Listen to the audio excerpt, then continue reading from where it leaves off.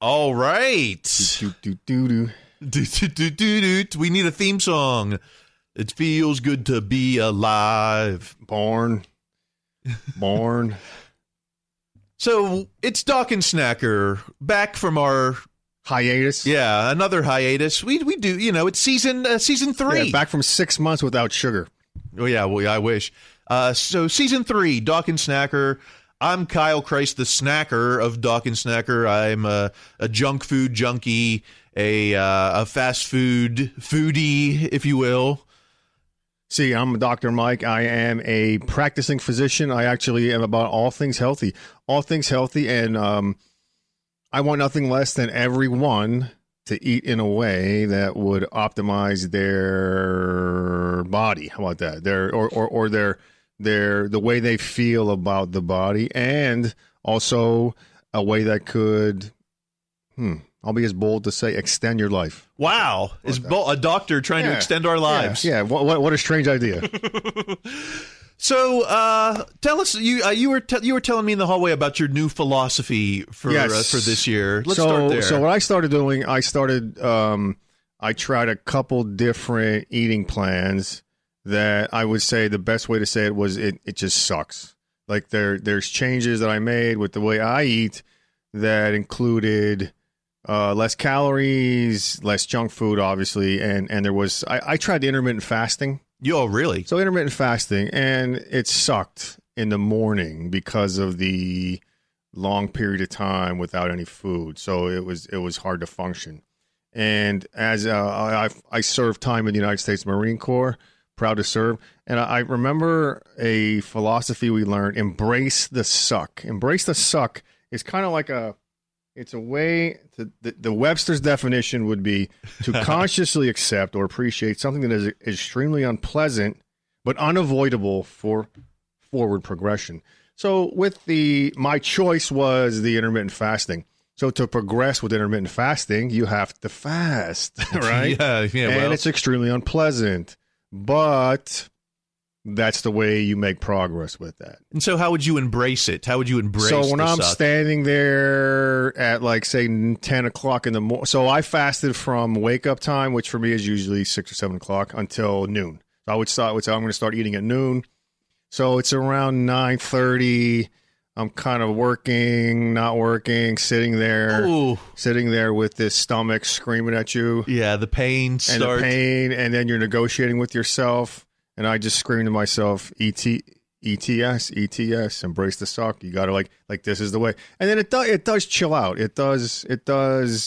Everyone has a different experience with this type of eating, but I would just kind of chant that to myself.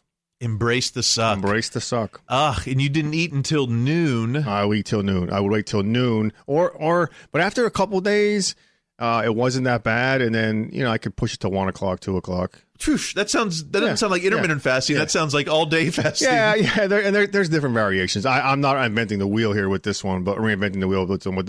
But for me, I kept it as, all right, eat from 12.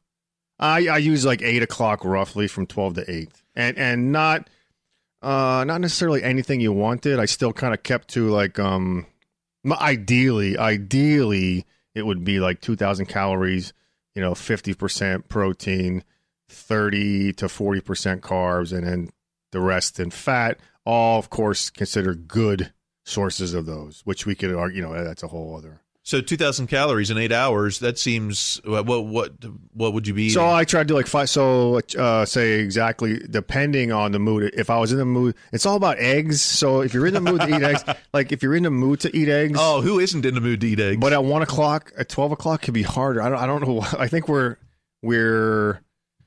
trained to not eat eggs past 8 or 9 o'clock in the morning, for me at least. Well, I see breakfast is great any time of the day.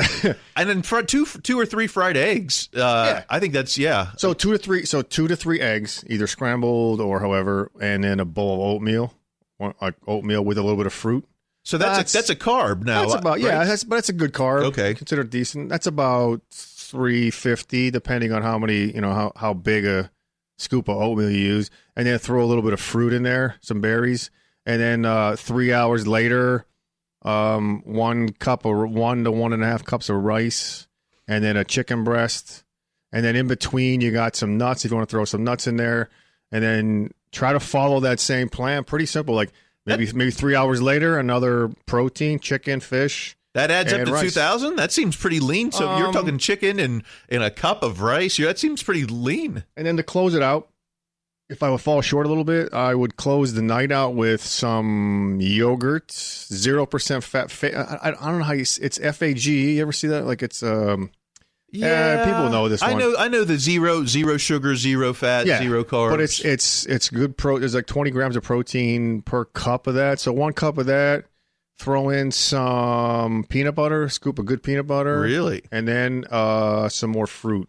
And that close the night out with that. How do you have yogurt and peanut butter in the house and not end up binge eating that? That's what I. A jar of peanut butter is one serving to me. So then, what I would do, I'll admit this. I'll make myself vulnerable because I'm from the species of humans. If I'm struggling sleeping, you're just hungry. You wake up hungry and you're craving. I do the water trick first. Drink water, but if it's not water. What I'll do, I'll sneak out and grab some peanut butter. Yeah, and it's, I don't know. What, a spoon? A spoonful. A spoonful? Yeah, or I'll have to add some more calories, one of these protein shakes. But good, it's Naked Whey. I don't know if you've ever seen this stuff. Naked Whey is one of my favorite protein powders. It's basically just white powder that tastes like... almost like chalk, but it works. And I don't know how you experienced any protein. Like it doesn't upset my stomach. Okay, so that's an extra 30. That's an extra 300 calories, and it's easy to go down because just the drink form. It still seems like you're under 2,000, but I get how you're doing it. Now you're in great shape already. Why are you doing this? To what I seem is kind of a weight loss diet. Yeah, I'm trying to. What I'd like to do is trim down. I like to do I did a bodybuilding show once. I'd like to do that again. So that's kind of what the ultimate, like if everything worked out great. So this first phase is kind of like a trial run. If I can maintain this. I can embrace this for a month or two, and I weigh in every Sunday morning. Of course, we all look at ourselves in the morning. If I'm getting to that place where maybe I could do. I'm talking like Clydesdale division. like I want to do another bodybuilding show, but it's like a natural Clydesdale. So I'm not going to be this like. When you think of bodybuilding, who do you think of? I think of like Tony Atlas. No, like Tony Atlas, one of my wrestling heroes, of course. But you're trying to get super lean then. I like to get like cut up. Yeah. Lean, and then possibly do another bodybuilding show without hurting myself, without going crazy. And you can be in bodybuilding physique with things like oatmeal and yogurt. Yeah, absolutely. Yeah. So the keto thing as a whole other beast. Some people think, use keto to get down. But the last time I did it, I did an old school bodybuilding diet, I guess you'd call it. You just basically eat every 3 to 4 hours that one cup of rice or sweet potato and chicken or fish. That's it. Wow. Every 3 to 4 hours. You don't every 3 to 4 hours. You don't necessarily have to count. I mean, I did, but if you just follow that 3 to 4 hours, then you just kind of watch your progression. I had a trainer watch it. So I think I'm eating every 3 to 4 hours, but obviously not that lean. Although I'm having a lot more almonds now. Yeah. So over the last few months, what do you say body wise? Have you've noticed a forward progression to where you want to go? Well, 2 things have happened that have taken notice. So I've been working out. I guess regularly. I don't know maybe not to you regularly, but to me regularly for, I guess, the past 15 months or so, since like October of 2018. Yeah, so it's like a regular part now of the week is, it started off as like 30 minutes of high intensity, high impact. Kickboxing, kickboxing. It started off with like a half hour, maybe 3 times a week. But now at this point, the goal is 5 times a week, and I'm going about 50 minutes. Oh, nice. So, it's about 4,000 calories a week I'm burning if I hit that goal, which is basically like a pound of fat a week if I do it. But I'm still not the overall number of weight, even though I might be gaining muscle, the overall number is still pretty much the same. Okay. So what feels? How about the way you move? How about this? The way you move through space, has that changed? Like the way does it feel like you're moving through space differently? Well, I don't know. It's hard for me to gauge that because I'm also kind of dealing. I'm at the age now where the knees and the wrists, everything. Yeah. So it's like the more I do it, am I don't know. Am I moving through space, quote unquote? Or what would you say? It could be hard because you might notice a change after the first month or so of working out. You get that quick, oh wow, this feels good. And then you're kind of like feeling that's your baseline now. Yeah. So your baseline change. Like could you think back to before you were working out, the way you felt compared to after 15 months of working out? Well, I definitely know at the beginning there was no endurance and no stamina, and I could see it in the stats with the heart rate. Nice. The heart would elevate. So your wife would say thumbs up to this. I mean, you don't have to get too personal. But yeah. I mean, definitely the fact just being exercising in general. Good. But, and I thought that the more that I exercise, the more flexibility I could have eating. Sure. But that's, maybe because I'm over 40 at this point, but that doesn't seem to be the case at all. It's like I can't just eat what I want, at least if I want to see progress, right. On weight-wise. So over the 15 months, when was the time when you had the biggest piece of progress, like with the way your body reacted to the training and the eating? So I tried around October and November. Maybe I don't know if it was quite 2 months, maybe 6 weeks, where I'd cut out. Because let's back up a little. I went to my cardiologist, and he is telling me to cut it down to 50 milligrams or whatever, 50 grams of carbs a day. Yeah, probably 50 grams. Yeah, 50 milligrams would be basically nothing. Yeah. Okay, so 50 grams. Well, see, man, that would be like that would be like cleaning off your toothpick. Just be like sticking your toothpick in some rice and then cleaning it off. No. So J-Lo is counting her carbs in milligrams. Yeah. So 50. Now that's not exactly a keto diet, but that's pretty. That's quasi keto. It depends on what your. I guess you'd have to say like what was your average. I don't know if you were keeping tracks. So what was your average before that? I don't know, but probably maybe 500. Who knows? Yeah, 500. So that's a pretty big jump. Yeah. Yeah. So I gave it a shot. I had a hard time maintaining 50. But maybe 100 was more attainable. So in order to do that, I cut out all sugar, extra sugar. Yeah. So not that I was drinking a lot of soda pop anyway, but no chocolate, no candy. And I did pretty well for, almost 2 months, basically up until Christmas when I went home, and there was just so much baked goods. Yeah, you got to give it a little leeway for Christmas. Just because I didn't want to be rude. What did you notice? Like, what was the significant differences or the positive? I didn't have cravings all the time, but, I still had cravings. So I would make up for that with, like, eating jerky or eating like almond, a lot of almonds. Yeah, the whole nut thing. Cheese. So it sucked. You have those moments where this really sucks, and you're struggling and you're negotiating with yourself. Yeah, I was definitely negotiating and eating more, but I didn't have. I was hoping that I would have moments like moment of more clarity or more energy. I broke sugar. I cut it out. Like that's something I've never probably done in my whole life. And I wasn't able to feel noticeably different in that regard. Mm-hmm.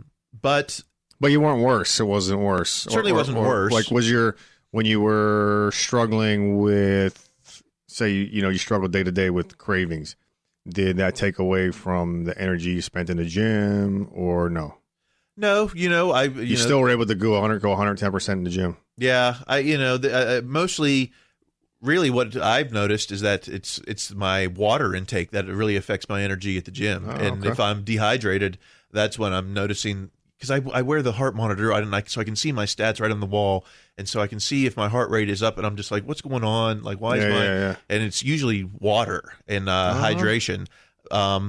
I don't feel that it's I didn't eat candy, so I'm able to do double the work in the gym. Right.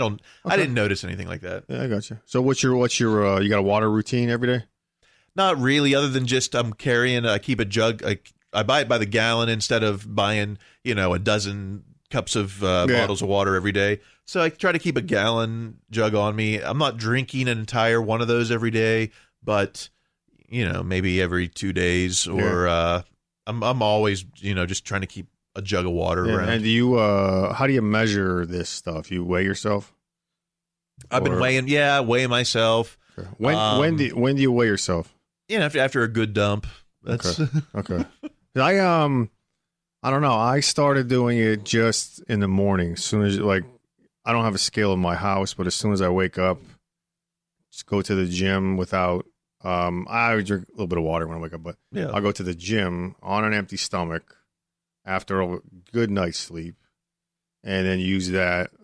Try once a week, because you fluctuate during the day. But I was wondering if you did the same, like if you could weigh yourself first thing in the morning after a good night's sleep without any food intake. Or minimal water intake. That's when I look my best. It must be my best. I have my best posture, or it's like before gravity hits me. So so think of it like I remember someone telling me this is one of these old things you hear from years ago. Someone said, "Well, just think about it's like after you do a workout, muscles are a little pumped up, and you're like, this is great." But I'm like, but in an hour, I'm going to look like I did yesterday. And it's like, this is good. But just hang in there, because eventually, say on Tuesday, you look this way. Maybe you keep working out. Maybe in 2 Tuesdays, you'll look like you did after the work. That kind of thing. Yeah, I've noticed results in the mirror, after working out this long. Yeah. I'm not Jimmy Superfly Snuka or anything. But actually, you look a lot better than Jimmy Superfly Snuka. But no respect. No, I mean, obviously he's a little longer, farther along than we were. But back in his day, he was the man. Jimmy was the man back then. Yeah, I would say something you could do that maybe could be inspiring is weigh yourself in the morning, first thing in the morning, and you'll see probably your best weight, the most desirable weight for the day, and that could inspire you. There was an old study from way back in the day. Things have changed a lot over time with regards to advice on how to do this, but there was a group of people that they were in the habit of weighing themselves every morning, in that case where they would get out of bed, not ideally, if you don't have to drink any water, no food, weigh yourself every morning, and they would get the best result, obviously probably the best weight of the day. But there was more to that than just the number. It was that inspiring that, okay, well, hey, I'm at 176 today. And then, if you weighed yourself after working out or later, you might be up to 180. But then the next day, and I think that. When I'm losing weight, too, is when I want to weigh myself more. Like right now, ever since Christmas, I've been back on sugar, and that's so the classic thing. So embrace the suck tomorrow morning on the scale. That's a classic ETS moment. And embrace it, whatever the number is. You don't got to tell anybody, and then try it. What's tomorrow? Monday, and then try it Tuesday. Yeah, one day. Yeah, and just get an ETS tattooed on your on your palm. What do you stare at when you eat food? Your palm? I don't know. Embrace the suck when I've got a 32-ounce milkshake. Yeah, and I'm just like. Yeah. And then we got to do some looking into. I came across some other. I have to look into it some more. The rational fast. Did you hear about this? The rational fast. Yeah, the rational fast. No. And I don't know, like everyone else, you probably have a low tolerance for all these new things coming out. It could be a twist on something that's already out there. That's pretty much and what they put a pretty face on it and say, "Hey, look at this. You don't need to that shows this pretty girl eating, whatever she wants, and it says here, but you got to click on the site and you got to watch a video, watch a presentation. Yeah. It's like, it's just like, I know it's not the real deal, because no one, I think, that has the truth is gonna hide it behind a exactly. If I knew Yeah. exactly what would do, like, I would just write it down here and do these 5 things, and we'd all be in a better place. Yeah. I've been finding, though, fasting is the hot thing now. I mean, that seems to be a lot of people. Just everyone testifies by it of the success that they're having with it. Yeah. And but it also feels kind of like CrossFit, a little. I don't want to say cultish, but people that get into it then try to extend it. And there's I just watched a video of someone who did a 14-day fast, and he 14 days. Yeah, he interesting guy. I mean, he taped. He's hungry as hell. He did like a video fall through. I have to look it up, but he kind of was. He talked pretty straightforward. He's in good shape. He's a worker outer, and he kind of went through almost like every day, and some days he was like. He actually showed you how his brain was just slower. He's just sitting there like, okay, I can't really talk anymore because this ain't working. And then he did have moments of clarity. I mean, you can't sustain that obviously but 14 days. But he did measurements, and he measured his chest, and he compared and contrasted. He lost a lot, but once again, that's not for everybody. So the philosophy behind that is that what the body is overworking when it's digesting food, and so to give it a break from that. I think it's like a reset, and you can go into evolutionary biology, though. The evolutionary nutritionist will say, well, I have secret access to how our ancestors ate. No one else knows how they. I know how they ate. And then because I found a Snickers bar at a campsite in France in a cave, so I know how they ate. But no, they say, they try to say, all right, well, the human body, years and years ago, we assume, or there's probably some evidence that probably went a couple of days without eating here and there, and it wasn't like a horrible thing. So maybe a metabolic reset. There's other people that will say, nah, you don't necessarily have to fast to get a reset. You just kind of eat better, or, you could take away from what you're eating, put something new in. Like, there's all kind of different ways around it. So if you believe that a fast would give you some type of metabolic reset, then, and you've done it before, and it's not a challenging thing for you to go a day or two. Well, of course, you drink water. You drink water. You could do like you drink water, and there's all kind of like. I mean, you could just look it up nowadays. Say like I swear, you just type in 3-day fast. There'll be someone with a program for you, and you drink some lemon juice during the day or whatever. But that's not a weight. You're talking about reset, not necessarily weight loss. Or it's probably like part. It's like obviously that's the goal. So if your metabolism. So say you're eating a lot of the whole gut thing, you're eating a lot of sugar, a lot of shitty stuff, and your gut kind of gets used to that, and it holds on to it. It turns into, so now you're changing the way the foods you're introducing in your body that are better, cleaner, going to be used for more things than storing fat. Like, it's that kind of thing. So it could be just to reset, and there are people that just do it just for health reasons, but you could tie it into a weight loss program. Absolutely. Like after the fast, say you do 3-4 days of fasting, however you do it, and then on the 5th day, when you start introducing solid meals, that also comes with a change in the way you're eating. So that's kind of like a reset with a new style of eating afterwards. So kind of, it sounds like what you're doing, because you're doing the fast with a low carb diet. So the fast, some people just fast till noon and then eat whatever, like really like whatever. Yeah. You just eat from 12 to 8, whatever. Snickers, doesn't matter. Eat whatever you like from that time. And the other people will say, well, I'm going to fast and I'm going to eat pretty clean. And of course, studies will show you that clean will get you a little better results, but it's all about perspective. It's all about like in relations to where you were before. If the fast gets you some changes you like, and you're not really changing your food, you're just changing the timing, then that could be a way to start. Whew. I don't know. I think I'd rather try to eat clean than to fast. If I just had a clean eating all day. Yeah. Then that's what you shoot for. That, I mean, yeah. Well, I'd like to get off the sugar again now that I'm back on. But how did you start? Like, what was it like the first day? Like, did you first off, how did you keep track of how much sugar you were not? How'd you keep track of your sugar intake? Well, I wasn't specifically keeping track of sugar. I was keeping track of carbs. Carbs, okay. Well, how are you keeping track? The app, MyFitnessPal. Perfect. Just putting in what I was eating. Yeah. And so I was, the goal was to try to keep it under 50, and that was hard. 50 because it's just like, like one bun on a burger is, that put you there pretty much. So I was cutting out potatoes, and then I was cutting out. It just came next sugar. It was trying to reach that goal of 50, and then I couldn't really stick to that, so I wasn't going to try to make that a hard goal.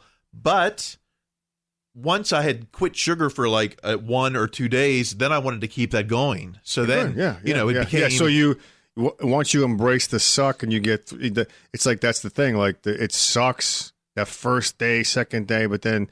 I don't know. It depends on where you're at, like day 3, day 45, and you kind of get I don't know, like you get a boost, a psychological boost. Like what was the feeling like? It was just like, I don't want to quit this now. Like 5 days without sugar, I don't know if that's happened in my life. If I go back to day 0 now, then it's just like it was a matter of keeping that going, and I kept it.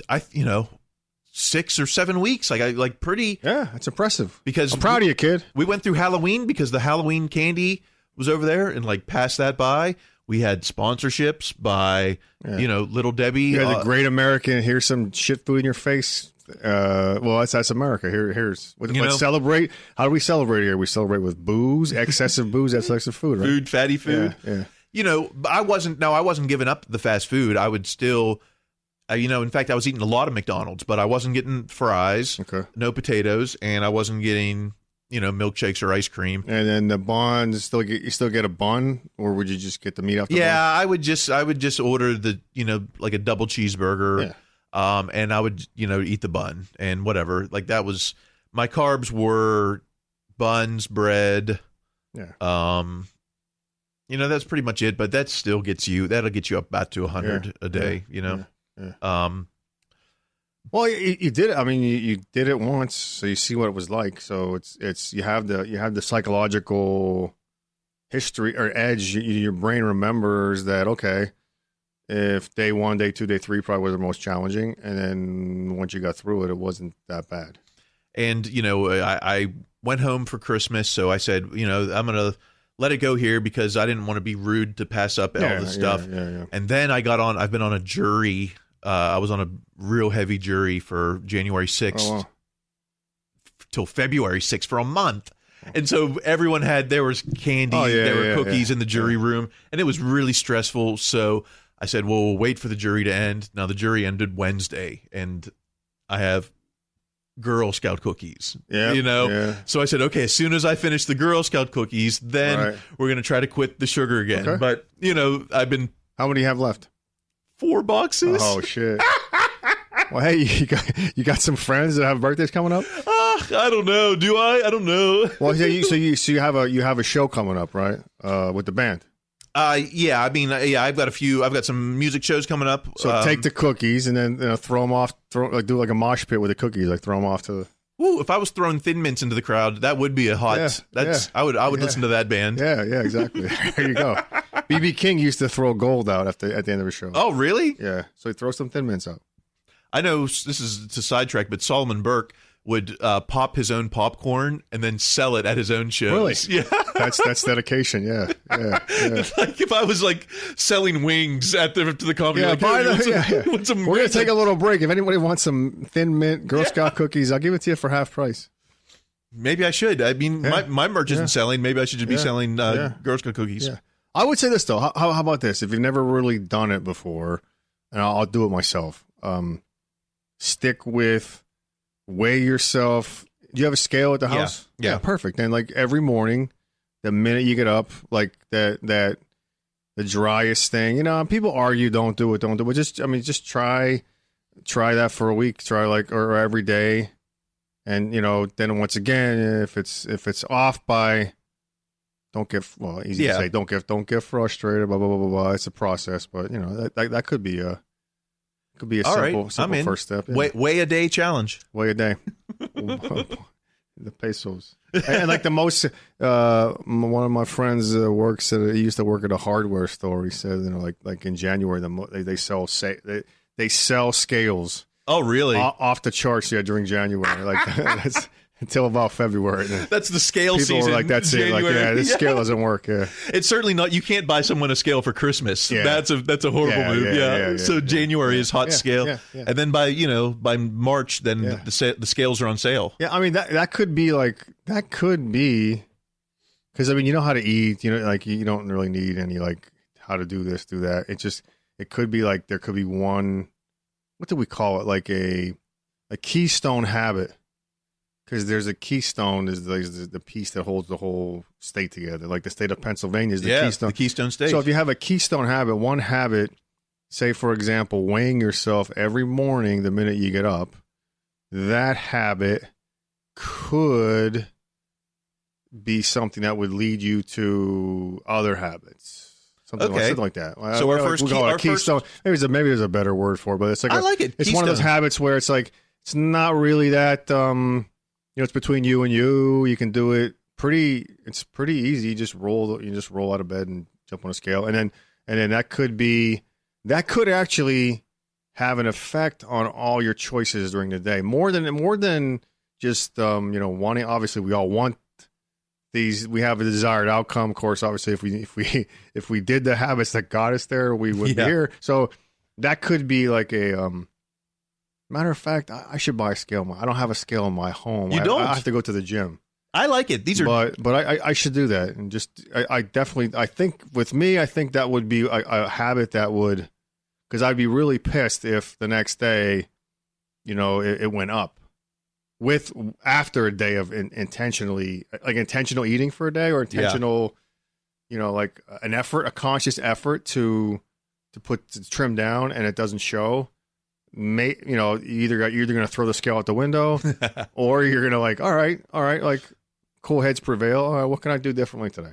All right. Yeah. So we got Dr. Mike's Keystone Habits. Our first one. Keystone Habit could be just weigh yourself every day. Weigh yourself every day, and that's going to spark the rest of your decisions throughout the day. That could have a big influence on your food choices, food, water, and activity choices during the day. I love it. Well, we're gonna keep bringing you more of these Keystone Habits. Keystone Habit, yeah. Or you could wear baggy clothes, but that's cheating. I still have all my baggy clothes from the 90s. They're not so baggy anymore. All right. Well, hey, we're at we've done about 35 minutes. Yeah, we don't want to like just one thing at a time. The Keystone Habit would be I'll buy a scale tomorrow. Where's the best place to buy a scale? Probably Target. Walmart, Target. Yeah. Although not Nordstrom's or Ross, maybe Ross. Maybe what's that place in Beverly Hills? TJ Maxx? Is that in Beverly Hills? The place in Beverly Hills. What's that like? Melrose? No, Wilshire and that's like Wilshire and I don't know. I'm never there. Wilshire. And It used to be a comedy show down there. It was the Burrito Show. It was a great show back in the day. Huh. But in Beverly Hills. There's that store up the street from it was Tiffany's. They may have some great scales. Yeah. Oh, yeah. So if you invest $7,000 in a scale, yeah. It's like, God damn it. I get all my scales at Ross or Gabe's. Yeah. Best for less. Yeah, it could be a great start. Like it's just something that simple. All right. Well, we'll check in on the scale a day, weigh a day. Yeah, and when you have those moments, whatever it is for you, if it's like if it's a hunger, it's a craving, just remember, embrace the suck. Embrace the suck. It's unavoidable for forward progression. You have to deal with some extremely unpleasant situations. Our motto for 2020: embrace the suck. All right. And until next time, where can we find you, Dr. Mike? I will be on the number 5 bus heading towards Santa Monica. No, I have nothing. No great performances anytime soon. But as soon as I do, oh my God, I'll have it on the fan page. Well, you can always find me at Kyle Kreis. And if you're on Spotify or iTunes, check out my latest EP, King Size. There you go. Which debuted in the iTunes Comedy Top 40 for about an hour. Fantastic. Congratulations, man. Congratulations. Thank you. I had that one moment in time. You do the bowling stuff? I love the bowling stuff. I haven't talked about bowling a lot recently. I do go to the Corbin Bowl open mic on Thursdays. Beautiful. Yeah, I ran into RT. I saw RT this past weekend. Yeah. So I was just there last Tuesday, so I'll plug Ryan Talmo and Jonathan David's show. Jesus Valley. Oh, great guy. I saw him up north a little bit in the Center Valley. Haven't seen him in a long time. Very good. Yeah, he was performing. I went to see him. Good time. Good guy. Buena gente. All right, so until then, I'm Kyle Kreis here with Dr. Mike, and we are Doc and Snacker, and we will see you in the future. Yes, we are going to scale it.